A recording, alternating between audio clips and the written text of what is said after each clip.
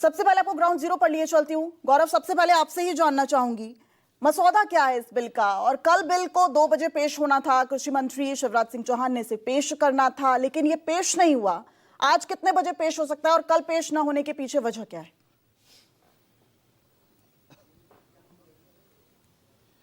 देखिए, बिल्कुल कल दूसरे बिल्स पे चर्चा होने लगी थी और सदन रात 8 बजे तक चला, लोकसभा रात 8 बजे तक चला था, इसलिए ये बिल पेश नहीं हो पाया। और अभी जो मौजूदा 4 दिन बचे हैं, आज भी इसे लिस्ट ऑफ बिजनेस में लगाया गया है लोकसभा में, और अगले 4 दिन में आज पेश होने की उम्मीद इसकी है, लेकिन इसकी गारंटी नहीं कहा जा सकती कि आज ये पेश हो जाएगा। लेकिन हाँ, अगले 4 दिनों में इसे सदन में जरूर लोकसभा में पेश किया जाएगा, इसकी पूरी तैयारी है। जहाँ तक बिल के मसौदे की बात है और नाम को लेकर सवाल उठे हैं, तो जाहिर सी बात है जो राजनीतिक बयानबाजी जो भी हो, लेकिन सरकार का ये मानना है कि सिर्फ ये मनरेगा का नाम बदलकर रीब्रांडिंग की बात नहीं है, ये एक प्रतीकात्मक है।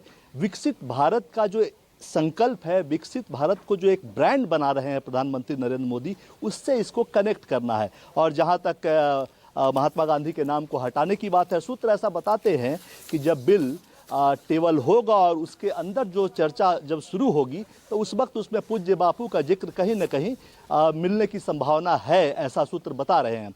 मुख्य तौर पे जो एक व्यवस्था थी मनरेगा के तहत, जो 20 साल पहले बनी थी, उसमें 100 दिन के रोजगार की बात थी। हालांकि मनरेगा का जो पहला नाम था वो नरेगा था, उसके बाद में फिर यूपीए सरकार ने उसमें महात्मा गांधी जोड़ा, उसके बाद ये मनरेगा हो गया। 20 साल तक ये योजना चली और सरकार को ऐसा लगता है, केंद्र सरकार जो 2014 में सत्ता में आई, उस वक्त एक चर्चा थी कि इस योजना को बंद कर दिया जाएगा, लेकिन केंद्र सरकार, मोदी सरकार ने इसे जारी रखा। 100 दिन की रोजगार की जो गारंटी थी वो भी जारी रहा। लेकिन अब सरकार को लगता है कि इस नाम के साथ कई सारी निगेटिविटी जुड़ चुकी है, क्योंकि फर्जी जॉब कार्ड, जमीन पे काम नहीं होना, सिर्फ कागजों पे काम दिखाना, जो डिजिटल अटेंडेंस सिस्टम लागू किया गया उसमें भी कई बार हेरफेर की शिकायतें मिली है। पिछले साल का जो हिसाब किताब था उसमें 23 राज्यों में 197 करोड़ की अवैध निकासी हुई, यानी कि काम नहीं हुआ, पैसा निकाला गया। कई राज्यों में, पश्चिम बंगाल के 19 जिलों का जिक्र भी किया गया, जिसका बार बार आपने देखा होगा कि सत्ता पक्ष और टीएमसी के बीच सदन में भी पिछले सत्र में भी इसको लेकर नोकझोंक हुई थी। 19 जिलों में काम ही नहीं हुआ, एम्प्लॉय थे ही नहीं, मजदूर थे ही नहीं, उनके नाम पे पैसे की निकासी डिजिटल अटेंडेंस में हेरफेर करके किया जा रहा था। तो सरकार को ऐसा लगता है कि इस नाम के साथ, इस पुराना जो बिल था 2005 का, उसके साथ कई सारी निगेटिविटी जुड़ी है। तो जाहिर सी बात है, और उस वक्त इस बिल को गरीबी से लड़ने के लिए लाया गया था, और आज गरीबों की भी संख्या घटी है और ग्रामीण इंफ्रास्ट्रक्चर में भी डेवलपमेंट हुआ है। इस लिहाज से इसकी रीब्रांडिंग की आवश्यकता की जगह एक नया बिल लाया जाए जो कि पुख्ता हो, पक्का हो, जिससे ग्रामीण भारत जो है वो आत्मनिर्भर बने। इसलिए आम लोगों की, मजदूरों की अगर बात कर ली जाए, तो 100 दिन पहले गारंटी था कि 100 दिन का रोजगार आपको मिलेगा। अब रोजगार में 125 दिन की गारंटी है कि अब आपको 125 दिन का काम मिलेगा।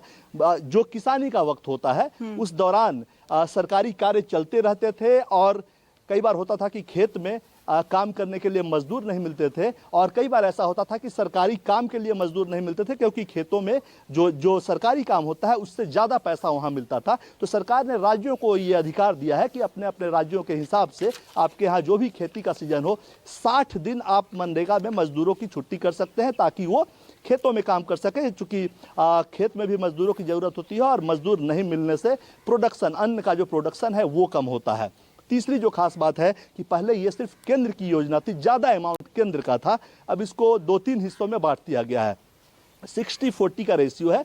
60% पैसा केंद्र सरकार खर्च करेगी, 40% पैसा राज्य सरकार खर्च करेगी।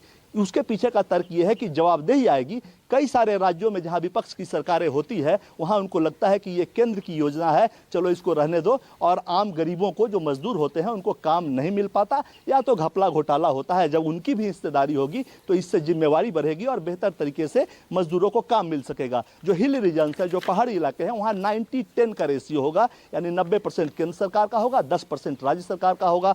जो केंद्र शासित प्रदेश है, जहाँ विधानसभा नहीं है, वहाँ 100% खर्च जो है वो केंद्र सरकार करेगी। तो एक नकारात्मकता जो मनरेगा के साथ जुड़ा हुआ था, उसको हटाने के तहत अब इसकी एक सिर्फ रीब्रांडिंग नहीं, एक नई सोच के साथ सरकार का दावा है कि इस बिल को हम लेकर आ रहे हैं। और इससे जो अब खास बात यह है कि इसमें एआई मॉनिटरिंग, इसके अलावा डिजिटल डेटाबेस होगा और साथ साथ पीएम गति शक्ति के साथ इसको कनेक्ट किया जाएगा। ग्राम पंचायत, 4 मुख्य काम जिससे गांव का इंफ्रास्ट्रक्चर मजबूत होता हो, उनको इसमें जोड़ेगी, अपना प्रपोजल भेजेगी और केंद्र उसे एक्सेप्ट करेगी और केंद्र नियम तय करेगी। क्योंकि जनरली ऐसा हुआ कि जितना खर्च होता है उस स्तर का एसेट तैयार नहीं हो पाता और मनरेगा को लेकर एक इमेज बन गई कि ये सिर्फ गड्ढा भरने की योजना है। लिहाजा इसको बदलने के लिए जी राम जी लाया गया। एक आखिरी लाइन जो मैं आपको कहना चाहूंगा कि जी राम जी जो योजना है उसमें कहीं ना कहीं एक संकेत ये भी दिया गया है कि 2047 विकसित भारत को ब्रांडिंग तो करनी है, नैरेटिव तो बनाना ही है, साथ ही ये ग्रामीण बोलचाल की भाषा में सम्मानजनक तरीके से इस्तेमाल होता है, इसलिए ये आम गरीबों से, आम मजदूरों से ज्यादा बेहतर तरीके से कनेक्ट कर सकता है। ठीक है, सत्र लगातार चल रहा है और आज ही बिल पेश होना है, ऐसा लग रहा है, ऐसा उम्मीद की जा रही है। गौरव, बिजनेस एडवाइजरी कमेटी बिल को स्टैंडिंग कमेटी में भेजने की सिफारिश हो गई है। अब क्या लग रहा है, कितने बजे, अगर कोई अपडेट हो इस वक्त, कितने बजे पेश होगा और फिर हंगामेदार रहेगा, क्योंकि विपक्ष तो लगातार विरोध कर रहा है?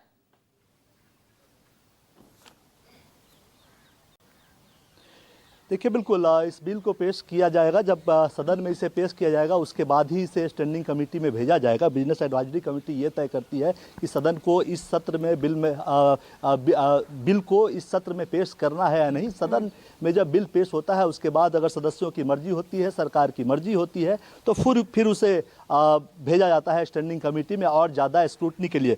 देखिए, कुछ 1-2 बातें मैं आपको बता दूं इस बिल से जुड़ा हुआ कि जहां तक आमदनी और लोगों के खर्चे की, माने जो मजदूरी करते हैं उनको कितने रुपए मिलते हैं, तो इसमें हर साल बढ़ोतरी होती है और हर राज्य के हिसाब से इसकी स्थिति अलग होती है। उदाहरण के तौर पे हरियाणा में अगर मनरेगा के तहत कोई मजदूर काम करता है तो उसे 400 रुपए प्रतिदिन मिलते हैं, महाराष्ट्र में 312 रुपए मिलते हैं, हिमाचल प्रदेश में 309 रुपए मिलते हैं, अंडमान में 361 रुपए मिलते हैं। तो ये अलग अलग योजनाओं के तहत राज्य की स्थिति, मजदूर कितने अवेलेबल है, उस हिसाब से ये तय किया जाता है। फिक्स वेज नहीं है कि इसी फिक्स वेज पे मिलेगा। हाँ, एक खास बात और यह है कि इसमें काम करने वाले ज़्यादातर लोग अनस्किल्ड वर्कर होते हैं और वैसे लोगों को भी अगर काम दिया जा रहा है तो जाहिर तौर पे एक सरकार की सोच, वो मनरेगा के तहत हो, नरेगा के तहत हो या जी राम जी के तहत हो, एक सोच दिखाता है कि आम मजदूरों को, जो गरीब हैं, उनको काम देने का अवसर सरकार देना चाहती है। और जाहिर सी बात है, जहां तक राज्य पे बोझ पड़ने की बात है, नहीं, और अगर गौरव इसे इस तरह से देखे, सरकार ने बड़ा सोच समझ के नाम रखा है, क्योंकि अगर आप जी राम जी का विरोध करते हैं तो सीधा सीधा आप भगवान का विरोध करते हैं।